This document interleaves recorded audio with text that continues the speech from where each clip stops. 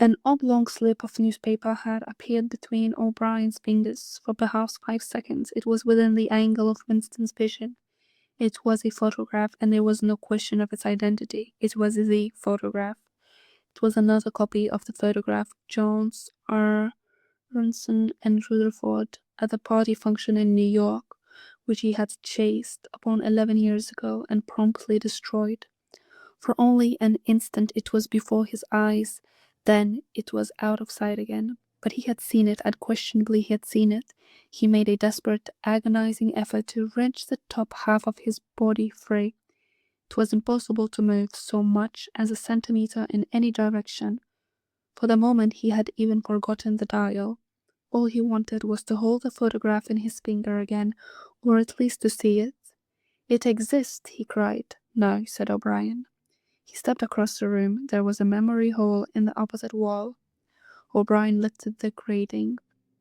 Unseen, the frail slip of paper was whirling away on the current of warm air. It was vanishing in the flash of flame. O'Brien turned away from the wall. "Ashes," he said. "Not even identifiable ashes. Dust. It does not exist. It never existed." "But it did exist. It does exist. It exists in memory. I remember it. You remember it." "I do not remember it," said O'Brien. Winston's heart sank. That was double think. He had a feeling of deadly helplessness. If he could have been certain that O'Brien was lying, it would not have seemed to matter, but it was perfectly possible that O'Brien had really forgotten the photograph. And if so, then already he would have forgotten his denial of remembering it, and forgotten the act of forgetting. How could one be so sure that it was a simple trickery? Perhaps the lunatic dislocation in the mind could really happen. That was the thought that defeated him. O'Brien was looking down at him speculatively. More than ever, he had the air of a teacher taking pains with wayward but promising a child. "There's a party slogan dealing with the control of the past," he said. "Repeat it, if you please." "Who controls the past controls the future. Who controls the present controls the past," repeated Winston obediently. "Who controls the present controls the past," said O'Brien, nodding his head with slow approval.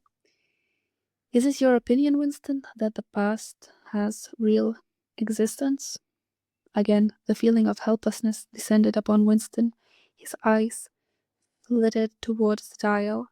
He not only did not know whether yes or no was the answer that would save him from the pain, he did not even know which answer he believed to be the true one. O'Brien smiled faintly. "You are no metaphysician, Winston," he said. Until this moment he had never considered what is meant by existence. "I will put it more precisely. Does the past exist concretely in space? Is there somewhere or other place or world of solid objects where the past is still happening? No. Then where does the past exist, if at all? In records. It is written down. In records and in the mind, in human memories. In memory, well, very well then. We, the party, control all records and we control all memories. Then we control the past, do we not?" "But how can you stop people remembering things?" cried Winston, again momentarily forgetting the dial. "It is involuntary. It is outside oneself. How can you control memory? You have not controlled mine." O'Brien's manner grew stern again. He laid his hand on the dial. "On the contrary," he said, "you have not controlled it. That is what has brought you here. You are here because you have failed in humility, in self-discipline. You would not make the act of submission, which is the price of sanity. You preferred to be the lunatic, a minority of one. Only the disciplined mind can see the reality, Winston.